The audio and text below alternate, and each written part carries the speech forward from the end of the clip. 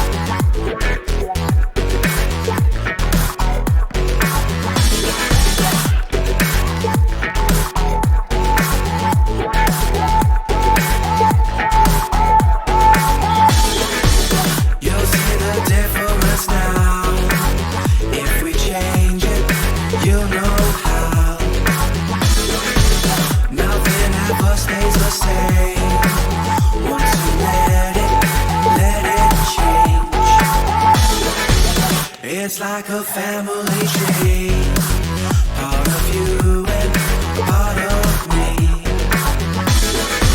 And if we should separate, go your own way, I won't wait.